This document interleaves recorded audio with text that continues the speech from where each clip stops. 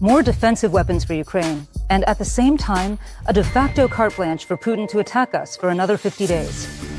We thought the pendulum would swing last Sunday, and now here is the answer. So, what did we actually hear from Donald Trump on Monday after his intriguing promises about some very important statement on Russia? Why 50 days? Journalists pressed Trump, and the answer might be hidden in this publication by the American outlet Axios. Back on July 3rd, during a phone conversation, the Kremlin old man announced to Trump a major offensive by his troops in Ukraine. In 60 days, Russia wants to reach the administrative borders of the regions it has partially occupied now. And it was precisely this conversation, according to the press, that pushed Trump to change his rhetoric regarding Putin at that time. But the statement about 50 days, after which serious sanctions are possible, actually fits right into the Kremlin's aggressive plans. So what worked this time? Will Europe figure out how many and how quickly they can supply us with patriots? And was it really a coincidence that on the very day of Trump's high-profile statements, his special representative Keith Kellogg came to Kyiv to soften the blow? Or maybe to add something to Trump's provocative question to Zelensky, can Kyiv strike Moscow and St. Petersburg? We're talking now about the events and intrigues of the past 7 days that have once again shaken the world. This is TSN Week. The more you know, the better armed you are. Greetings to everyone watching us on the YouTube channel as well, and coming up in the broadcast. Colombian assault troops in the trenches of Sumy. What, besides money, motivates foreigners to fight for Ukraine? For us, it's completely normal to take up arms. And why do Colombian units and the Ukrainian military have a serious future ahead of them? Trump's ultimatums. In a week.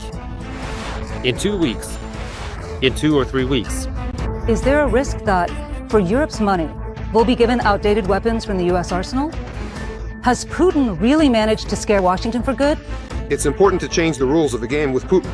And how did Ukraine unexpectedly get a secret agent named Melania? But first, let's talk about what we all dream of, what we miss so much, and what last night gave us a victory. A genius, I'm not afraid to use that word, of world sports, Ukrainian Alexander Usyk has become the undisputed world champion for the third time and proved all the agists wrong, those who said that 38 always loses to 27. At the famous Wembley, in the boxing capital of London, and in front of hundreds of millions of eyes, watching on screens all over the world. Now, let's recall those first emotions, but this artistic boxing match is something you could watch endlessly. TSN correspondent Alexander Romaniuk can definitely confirm that. Ukraine. Ukraine. Ukraine. Ukrainians celebrate everywhere. Hello, Ukraine. On the front lines. At home.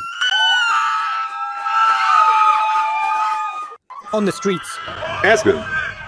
Aston. Aston. And even during weddings, they watch boxing on their phones. Alexander Usyk becomes the absolute world champion for the third time.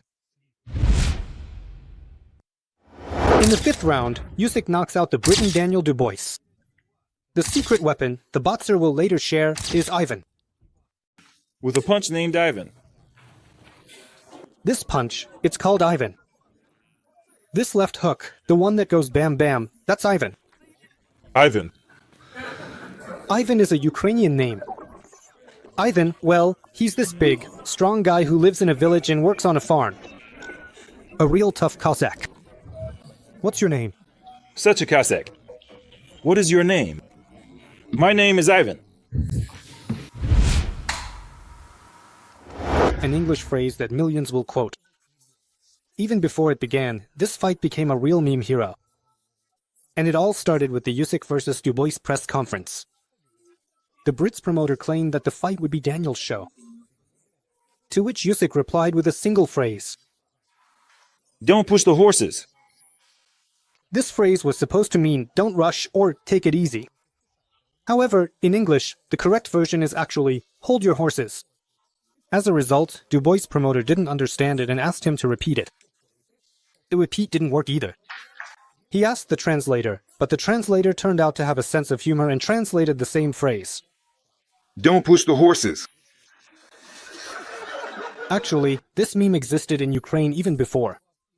And we're not going to figure out whether Alexander said this phrase on purpose or just made a mistake, but this time the whole world picked it up, and thousands of memes, photos, and videos started spreading online, and MuseLive even wrote a separate track about it.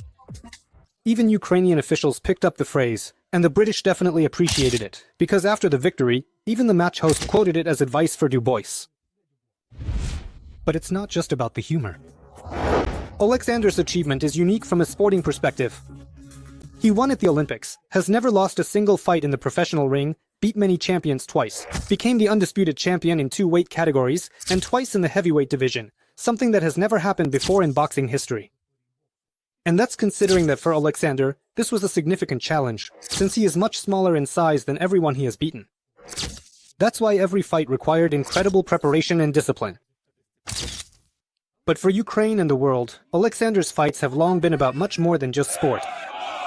He is an ambassador for the fundraising platform United 24. All of Alexander's fights for the undisputed title took place during the full-scale invasion, so each of his matches was an opportunity to draw attention to Ukraine. He dedicated his first victory to his mother and to the mothers of Ukraine. For the second fight, he brought Ivan Mazepa's saber. By the way, before the third fight, it was brought to London to be exhibited in the Tower of London. In England, Alexander promoted fundraising for Ukraine's reconstruction. And before yesterday's match, Ukrainian soldiers wished him victory. Sashko, we believe in you. Together to victory. We're on the front lines. You're in the ring. And after his triumph, he thanked them in the ring for their support and said that it was thanks to the heroism of the armed forces of Ukraine that he was there, dedicating his victory to the soldiers. Before this fight, many experts predicted that Alexander would leave big-time boxing. And yesterday, he himself said from the stage that he had achieved everything. He dreams of going to see his family, whom he hasn't seen in 3 months. However, he hinted that he's not planning to quit sports, because 38 is just the beginning. First, I want to go home, and only then will I decide what to do next. I will continue training. I will keep boxing. But whatever decision he makes in boxing, Alexander will definitely be remembered. And yesterday's video from Derek Chisora, whom Alexander also once defeated, is a perfect example of that. Sashko, do us a favor. Stop beating us up already. Alexander Romanyuk, Alexander Alifinov, TSN Week, 1+1. Marathon, United News. The entire TSN Week team joins in congratulating Alexander Usyk, our unbeatable champion. We are proud together with all Ukrainians and with our defenders, whom Alexander thanked after the fight and who are now fighting for Ukraine's main victory on the battlefield. It's tough on the front line. The American TV channel CNN, citing Ukrainian officials, has reported that the Russian army will launch an intensified summer offensive in a few days or weeks. The Russians are amassing 160,000 new soldiers at the front line. According to the TV company, the aggressor will try to cut off Ukrainian forces in 3 key Ukrainian cities: Pokrovsk, Konstantinivka, and Kupiansk. Commander-in-Chief Syrskyi reported that in recent days, an enemy sabotage group has already tried to enter Pokrovsk. And although it was eliminated, this is a bad sign because it indicates that the enemy is preparing for urban combat and planning to occupy Pokrovsk. And in the Sumy region, the Russians have approached a strategic highway that leads north from Sumy. Our key problem is a lack of personnel. But our war correspondent Andriy Tsaplienko found out that recruiting foreigners from Latin America has yielded successful results in the 47th Brigade, which is fighting right here in the Sumy region. Watch now about the Colombian unit in this brigade. And also in this episode, we're helping the 4th Special Operations Regiment Ranger. Their fighters are currently in the Sumy region as well. Their work is extremely complex and dangerous. This includes deep reconnaissance, ambushes, and sabotage against the Russians. And to repel the enemy, the Rangers need a ground robotic system. And our 10, 20, or even 100 hryvnias via this QR code will bring the soldiers closer to their goal and help save their lives. Thank you to everyone who joins in.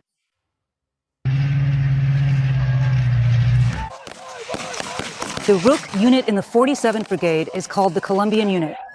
The vast majority of its soldiers hold Colombian passports. While the new recruits from South America are training at the range, their more experienced compatriots are taking back Ukrainian land from the occupiers in the Sumy region. Right now, the guys from the Colombian unit are practicing what they usually do on the front line, storming Russian positions. The positions are imaginary, but the bullets and grenades are real. On the real front line in Sumy region, Latin Americans in Ukrainian uniforms cleared out several enemy positions and captured quite a few trophies. No, I can't always expect that everything will go well. But I always hope in God that he can get me out of every mission alive. Formally, Rook is considered a company. In reality, there are already enough assault troops in it to allow for internal rotation if necessary. Some are fighting, some are resting, some are training. Can we talk about a certain number? How many did you bring to Ukraine? Look, we've already brought in more than 1,000, actually closer to 2,000. Something like that.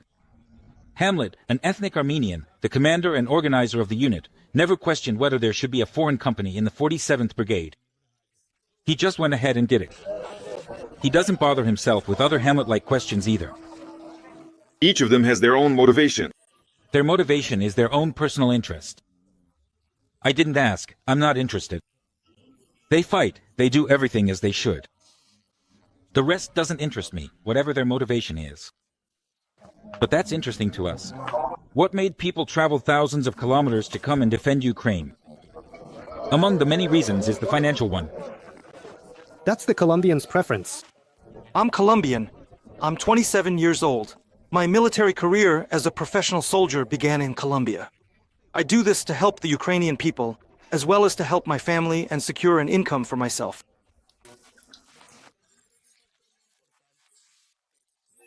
Money is a very important factor, because we need money to meet our needs. And on the other hand, this kind of work is a calling. I like doing this. But the reason for choosing this isn't just about money. For us, the enemy is Russia. Is Russia an enemy for you personally? Or is it just a situational enemy? I consider it an enemy. I don't understand why this aggression is happening when civilians are dying. I grew up surrounded by violence, and I've also been through bad things in my own country. Things that we Colombians are not proud of. We've already lived through war, and for us, it's completely normal to take up arms. It's very common in Colombia.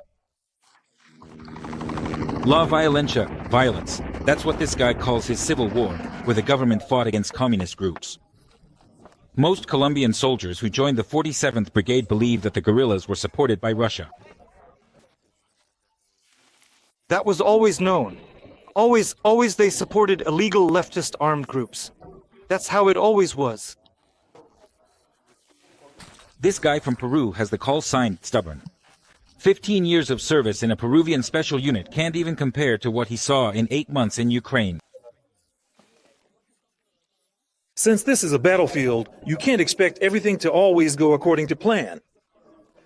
I always tell the truth. We know this is war, and that things don't always look rosy. That's why we have to be honest, both about the benefits for the servicemen and about the tasks we're carrying out here. The truth is, here in Ukraine, there is no safe place anywhere. A Shahid drone is flying over us. Everyone, get down now! An explosion goes off somewhere nearby.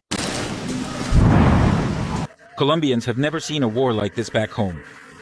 The Colombian unit, well, let's call it Colombian for convenience, since there are guys from other countries serving here too, is not just assault infantry, it's mechanized infantry. For fire support, the unit has these formidable Bradley infantry fighting vehicles, as well as M113 armored personnel carriers.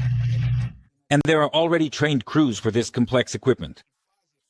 This driver mechanic is originally from Zimbabwe, a country whose politicians openly declare their support for Russia in the war against Ukraine. Maybe that's why the guy first had to break through a wall of distrust in Ukraine. People didn't share much experience with me about how to do things right. So at first, it was hard to learn. But in this unit, the attitude is unbiased.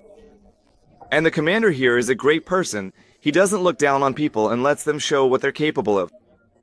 Thank you, Commander with a capital C. You have no idea how much it means to me to know that you take me into account. May my God always bless you. Have a wonderful night. May you get some rest until tomorrow, Commander. Well, that's just poetry. Well, my whole phone is like that. The Commander is convinced that foreigners, especially Colombians, can become a significant resource for our armed forces.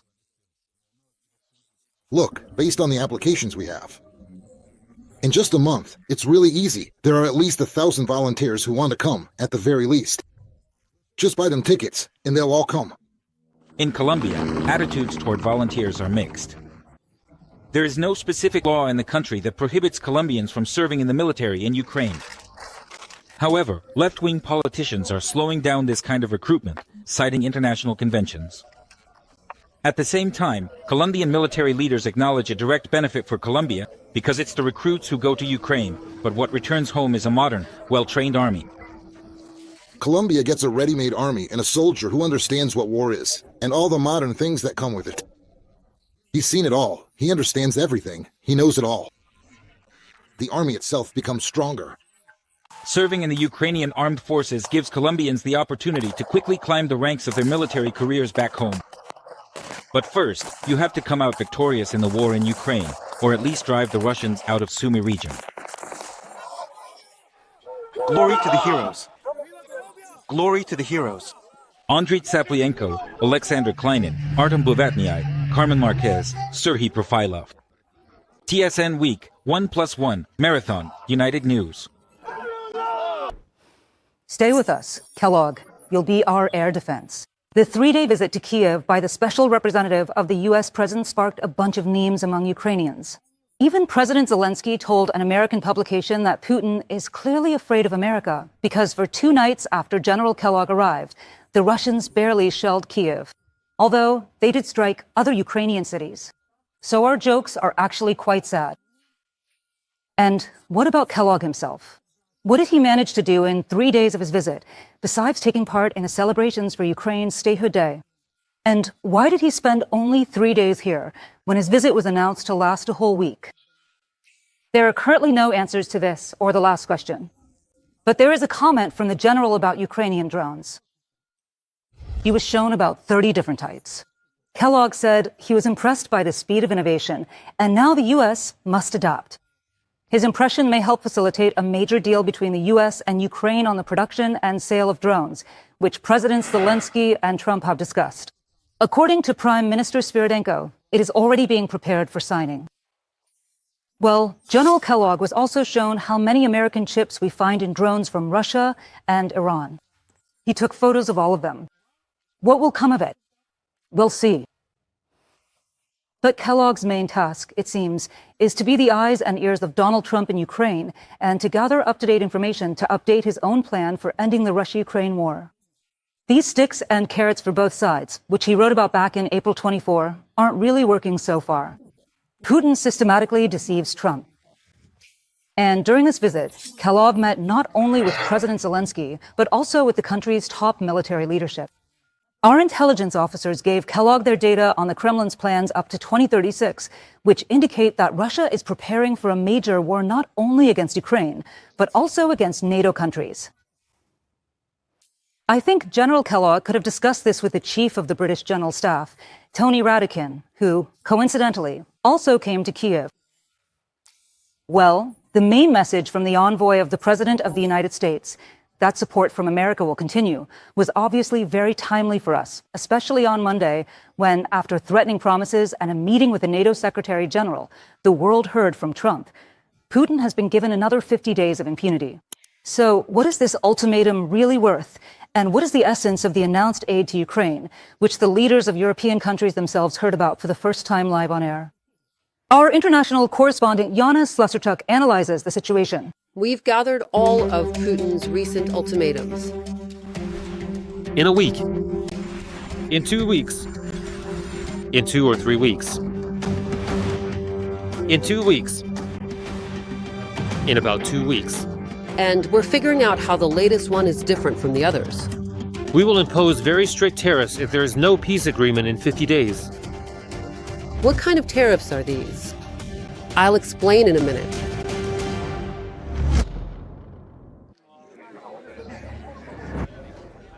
cautious dissatisfaction with the overly long ultimatum to Putin is spreading across Europe, especially against the backdrop of the EU's own barely agreed 18th package of sanctions against the Kremlin. I'm convinced that the 50 days announced by Trump are too long. September 2nd is too late. NATO Secretary General Mark Rutte tried to interpret Trump's words after a meeting with whom the American president announced the ultimatum. In 50 days, he will impose secondary sanctions on countries like India, China, and Brazil.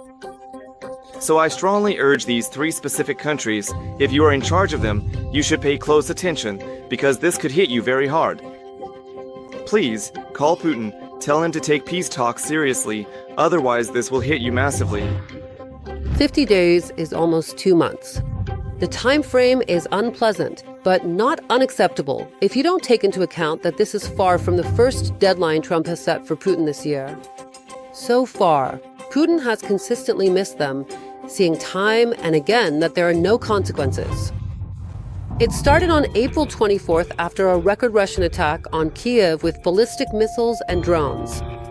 Before that, Trump and Putin had already had several wonderful, as the American president himself put it, phone conversations.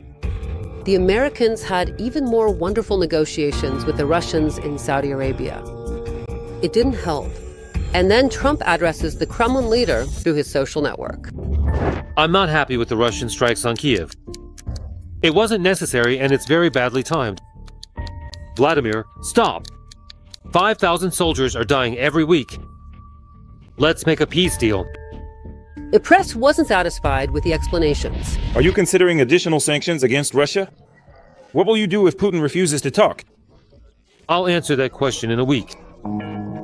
I want to see if we have a deal. Right now, there's no reason to answer, but I won't be happy. I'll put it this way, something will happen. Why aren't you putting significantly more pressure on Russia at this very moment? I'm putting a lot of pressure. You can't even imagine how much pressure I'm putting on Russia. However, Russia continued to blatantly ignore the push for peace. A few days later, Trump gives Putin another 2 or 3 weeks to think it over. Do you trust Putin? I'll tell you in 2 weeks. Since then, every 2 or 3 weeks, Putin is given another 2 or 3 weeks. This was on May 16th, during a trip to the Emirates. I'll tell you, the world is already a much safer place now, and I think that in 2 or 3 weeks, we'll be able to make it a much, much safer place. This is May 19th. I'd rather tell you in 2 weeks. For now, I can't say yes or no. This is May 28th. I can't tell you that, but we'll find out in about 2 weeks. We'll find out very soon. We'll see if he wants to cooperate or not. And if not, we'll have to act differently. The pause dragged on for a month and a half. During this time, Ukraine got used to the fact that after every conversation between Trump and Putin, another massive shelling with civilian casualties was to be expected.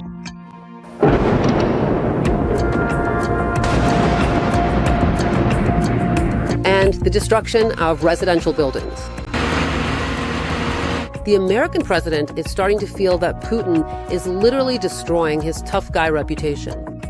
Even his wife tells him this. I come home and tell the First Lady, I spoke with Vladimir today, we had a wonderful conversation. And she's like, oh really? Another city just got bombed. That's why Trump's rhetoric changes, but not his actions, because the Senate suddenly shelves the nearly finished bill by Republican hawk Lindsey Graham, which the Republicans had been so proud of. It's important to change the rules of the game with Putin. He doesn't respond positively.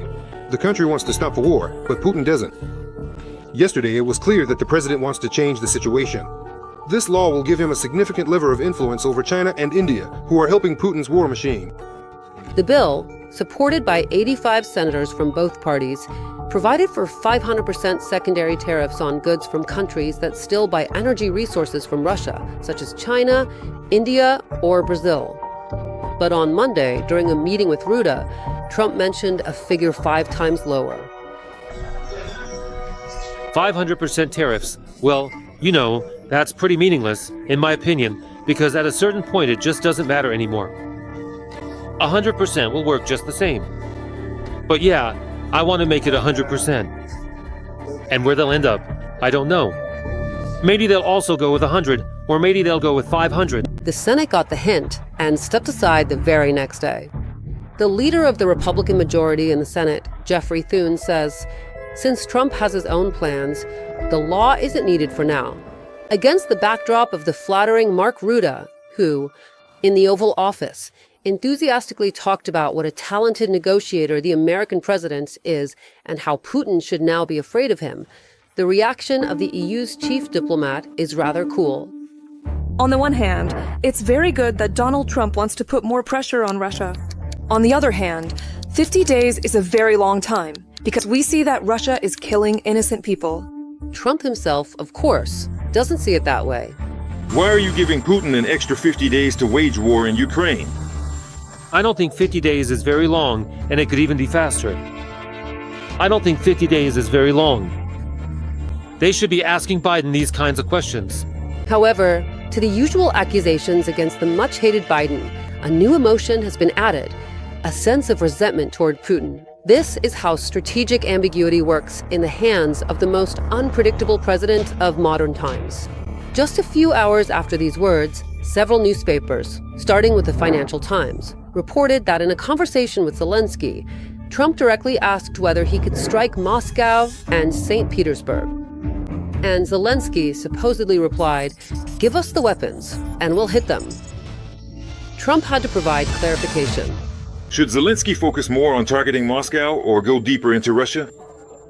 No, he shouldn't target Moscow.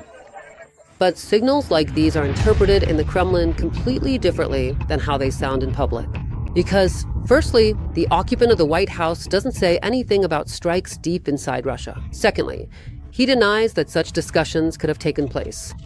Trump's relationship with Putin has always been on a personal level.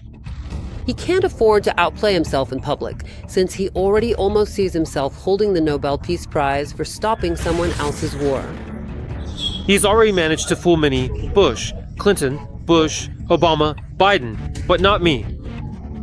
So now, under the new agreement with the United States, Europe will be buying weapons for Ukraine.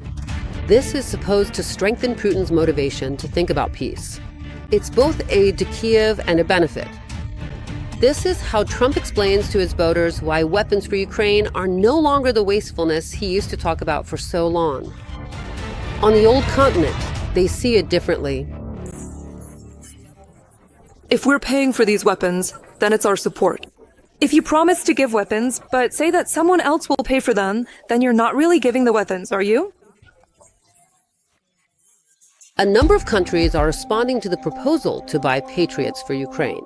They're considering different formats. Next week, they're planning to meet to discuss further actions under NATO's leadership. We don't have our own Patriots. We need to talk about the details. Either Ukrainians will buy them themselves and will support Ukraine by all means, or will directly give money to the United States. The main thing is that America is ready to supply this desperately needed weapon.